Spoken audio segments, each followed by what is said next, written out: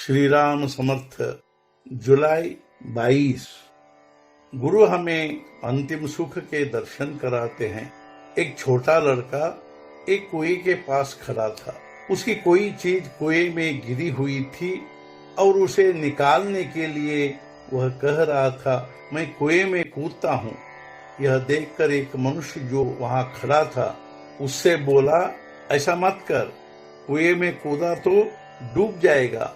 फिर भी वह मान नहीं रहा था। इतने में उसका बाप वहां आया। उसने भी उसे खूब समझाया, मना किया, लेकिन फिर भी उसने नहीं माना। तब तो वह उसे डराता, मारता, पीटता घर ले गया। तो अब वह लड़के को मार रहा था, इसलिए क्या आप पिता को दोष देंगे? एकलौता एक बेटा मनौती मानकर हुआ, क्या तुम ऐसे कहोगे? उसे कुएं में कूदने दिया होता तो क्या होता? नहीं कहोगे ना? तो फिर गुरु भी क्या करते हैं?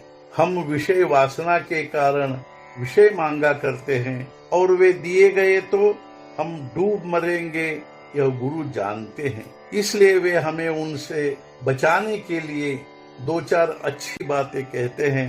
हम उनकी बातों को नहीं सुनते हैं तो वे हमें डर भी दिखाते हैं। हम रोते हैं तब भी वे हमें उसमें से ऊपर खींचते ही रहते हैं, अर्थात विषय वासना में डूबने से बचाते रहते हैं।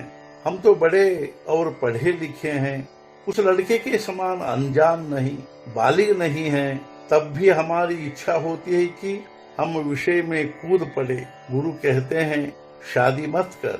तो हमारी शादी कब होगी ऐसा पूछते हैं, उनके पीछे पड़ते हैं और अंत में हम ऐसा तक कहते हैं कि गुरुजी कुछ समझते ही नहीं। हम ऐसा मानते हैं कि जो अभी दिखाई देता है वही सच्चा सुख है, किंतु गुरु को अंतिम सुख क्या है यह मालूम होता है।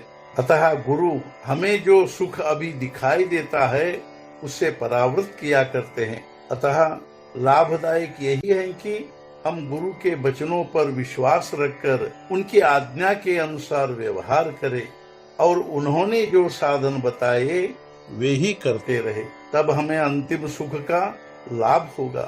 गुरु आज्ञा करते हैं यानी क्या करते हैं? वे जहाँ हमारा मन उलझा होता है वहां से हमें निकालने का प्रयत्न करते हैं। भगवान भक्त के संकट दूर करते हैं, यानी उसके गृहस्थी के संकट नहीं दूर करते, वे तो बड़ी आसानी से दूर किए जा सकते हैं। भक्त को संतोष में रखकर उसे संकट सहन करने की शक्ति देते हैं।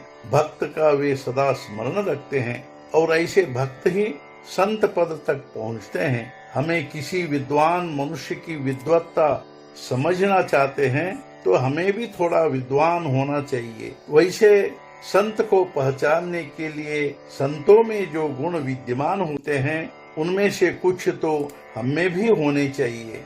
संतों का मुख्य गुण यह है कि वे निरंतर भक्ति की भावना में रत होते हैं। सत्पुरुषों के बाह्य रूप में अनेक प्रकार हो सकते हैं। देश और काल के अनुसार बाहरी रहन सहन के ढंग भिन्न भिन्न हो सकते हैं, किंतु भीतर भगवान का प्रेम मात्र उन सब में एक जैसा ही होता है। आज का मुख्य विचार, गृहस्थी में डूबे लोग विषय प्राप्ति के लिए कोशिश करते हैं, लेकिन विषय मांगने पर भी जो नहीं देता और उससे परावृत करता है वह संत है। सद्गुरुनाथ महाराज की जय। जय जय रघुवीर समर्थ।